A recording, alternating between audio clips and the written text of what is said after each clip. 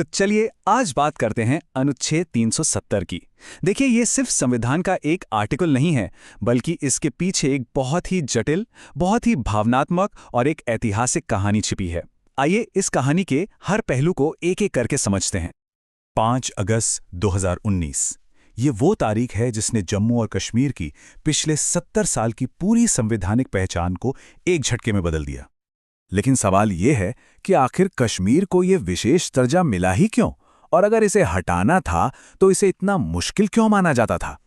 इन सवालों के जवाब हमें 2019 में नहीं, बल्कि सीधे 1947 में मिलेंगे, जब भारत आज़ाद हो रहा था।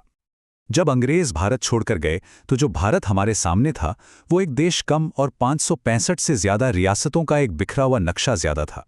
इन सबको एक तिरंगे के नीचे लाना नए नए आज़ाद हुए भारत के सामने शायद सबसे पहली और सबसे बड़ी चुनौती थी। ज्यादातर राजा महाराजाओं ने तो आसानी से भारत या पाकिस्तान में से किसी एक को चुन लिया, लेकिन 3 रियासतें ऐसी थी, जूनागढ़, हैदराबाद और कश्मीर, जिन्होंने इस पूरी प्रक्रिया को बेहद उलझा दिया, और उनके फैसलों ने ही भारतीय इतिहास की दिशा तय कर दी।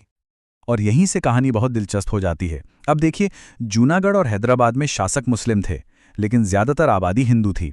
तो जब इन शासकों ने भारत से अलग होने की कोशिश की तो भारत ने या तो जनमत संग्रह या फिर सैन्य कार्यवाही से उन्हें अपने साथ मिला लिया। लेकिन कश्मीर में समीकरण ठीक उल्टा था। यहाँ शासक हिंदू थे और आबादी मुस्लिम बहुल थी, और इसी उल्टे समीकरण ने कश्मीर को इस पूरी पहेली का सबसे मुश्किल हिस्सा बना दिया।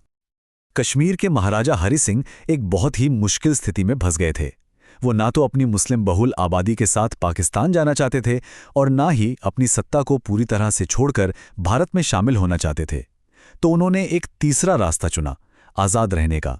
लेकिन शायद वक्त उनके साथ नहीं था। हुआ ये कि अक्टूबर 1947 में पाकिस्तान की तरफ से आए कबायली लड़ाकों ने कश्मीर पर हमला कर दिया। 24 अक्टूबर तक वो श्रीनगर के बहुत करीब पहुंच चुके थे।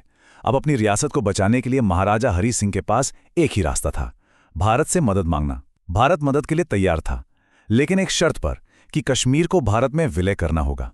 2 दिन बाद 26 अक्टूबर को विलय पत्र पर दस्तखत हुए और 27 अक्टूबर को भारतीय सेना श्रीनगर पहुंच गई। अच्छा, ये बात समझनी बहुत जरूरी है। ये कोई आम विलय नहीं था। महाराजा ने सिर्फ 3 विषय भारत को सौंपे थे: रक्षा, विदेशी मामले और संचार।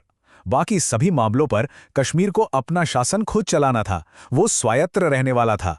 असल में यहीं से विशेष दर्जे के विचार की नींव पड़ी। और इस कहानी में एक और मोड़ तब आया जब भारत के तत्कालीन गवर्नर जनरल लॉर्ड माउंटबेटन ने विलय को स्वीकार तो कर लिया, लेकिन साथ में ये भी कहा कि जब हालात सामान्य हो जाएंगे तो इस विलय पर अंतिम फैसला लोगों की राय से लिया जाएगा।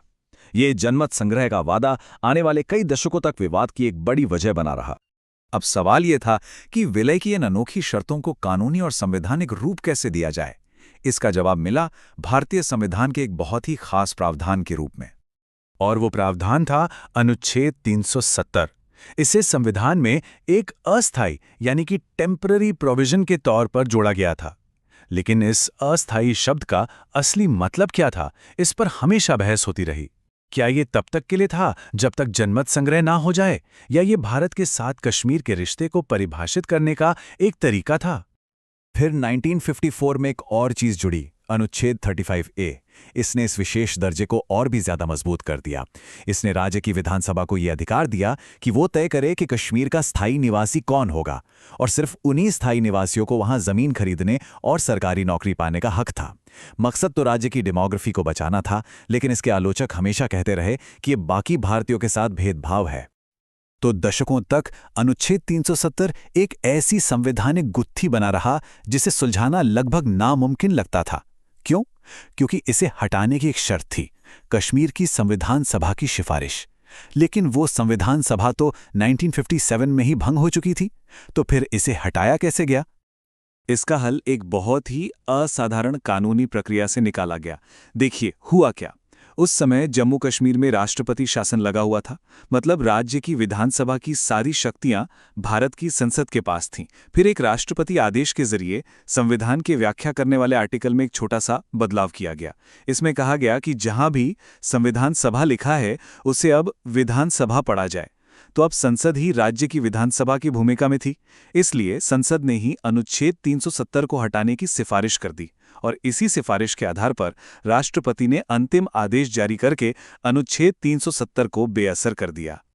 और इस एक फैसले के बाद जमीन पर सब कुछ बदल गया। जम्मू कश्मीर का अपना अलग संविधान, उसका अपना झंडा, सब खत्म हो गया। अनुच्छेद 35A के तहत जो विशेष नागरिक अधिकार थे वो भी समाप्त हो गए। और शायद सबसे बड़ा बदलाव यह था कि एक पूरे राज्य को 2 केंद्र शासित प्रदेशों में बांट दिया गया, जम्मू और कश्मीर और लद्दाख। तो सवाल ये उठता है कि क्या यह राष्ट्रीय एकीकरण के लिए उठाया गया एक जरूरी कदम था या फिर यह एक ऐतिहासिक समझौते को एक तरफा बदलने जैसा था। इस फैसले ने 70 साल पुरानी एक संवैधानिक व्यवस्था को तो जरूर खत्म कर दिया है, लेकिन इसने कानून, इतिहास और वादों पर एक ऐसी बहस को जन्म दिया है जो शायद अभी कई सालों तक चलती रहेगी।